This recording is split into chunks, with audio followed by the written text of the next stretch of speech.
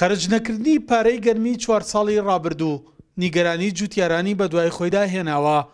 لە گردبوونەوەیەکیاندا جوتیارانی هەڵەبجە و شارەزور داوایان کرد حکوومەتی عێراقی فیدراڵ هیچ جیاوازیەک لە نێوان پارێزگاکانی عێراقدا نەکات و پارەی گەرمی وەرگیراویان بۆ خەرج بکات کە لە ساڵی 2014ەوە تاوەکو ئێستا چاوەڕێی دەکەن.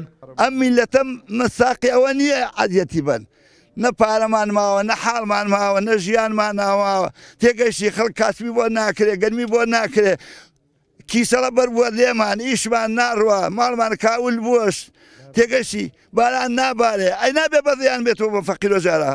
کۆمەڵە جوتیارانی دەڤەری شارەزور کۆبووینەتەوە سەبارەت بە ئەو براڵی کە لەلایەن حکوومەتی عێراقیەوە دەرچووە. ئێمەش لە ساڵی 2014 و 15 و 16 و 17 گەنم تەسلیمی حکوومەتی عێراقەکەین و چاوەڕێمانەوە بووە کە پارەی جوتیاران ڕەوانە بکرێت. ئێسەش ئێمەش وەکو ماوەتینێکی عێراقی بەڕاستی چاوەڕێ بووین پارۆشتەکەمان بەبێ ئێسانن بڕیارێک دەرچووە لەلایەن حکوومەتی عێراق و عەلا ئەساس پارەی جوتیاران دوا بخرێ و کۆمەڵەش داواکەین. ئێمەش وەکو ماوەتینێکی عێراقی فەرق نەکرێن، وەکو کەرکووک، وەکو دووسخورمات و وەکو بەغا. ئەگەر بەڕێز عەبادی داوامان لێ دەکا هاونیشتیمانێکی عێراقی بین، دەبێت وەک هاونیشتیمانێکی عێراقی پارەی جوتیارامان بۆ سرف بکات، چونکە ئێستا هیچ پارەیەکی جوتیارانی پارێزگاکانی خوار و ناوەڕاستی عێراق نەماوە کە وەرنەگیرابێت.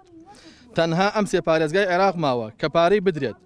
ئەگەر بەڕێز عەبادی بەدەم داواکاریەکانمانەوە نەهات، ئەوە ئێمەش ناچار دەبین ڕێکاری یاسایی بگرینە بەر.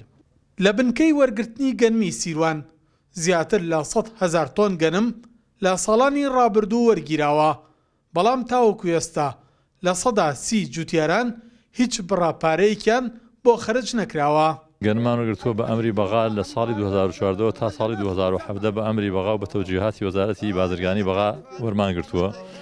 لە مەجموعی ئەم 4 ساڵە حدودی 106,000 تا 110,000 تەنمان وەرگرتووە لە مای ئەم 4 ساڵە و مەجموعی ئەو پارێشی تقریباً کە وەرگیراوە فەلاحەکان وەریان گرتووە لە عموما کە هیچی نەماوە. ئەگەر مەجموعی حسابی تەوازن بکەیت لە وەرگرتنی گەنم و لە پارەی مستحقاتی فەلاحین کە دەفع کراوەیان حدوداً لە 160 تا 65 بە کاملی وەرگیراوە، بە کاملی هەمووینەکە ئەو 6,000 تانە تقریباً وەرگیراوە، لە 135 پارەکەی لەوانەیە مابێت.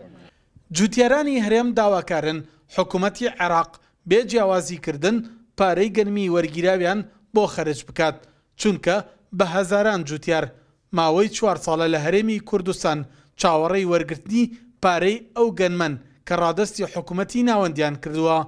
داواش لە نوێنەرانی کوردەکەن لە خەمی بوژانەوەی کەرتی کوشتتوکاڵی هەرێمدا بن مافە یاسایی و دەستوریەکانیان لە حکوومەتی ناوەند بۆ وەربگرنەوە.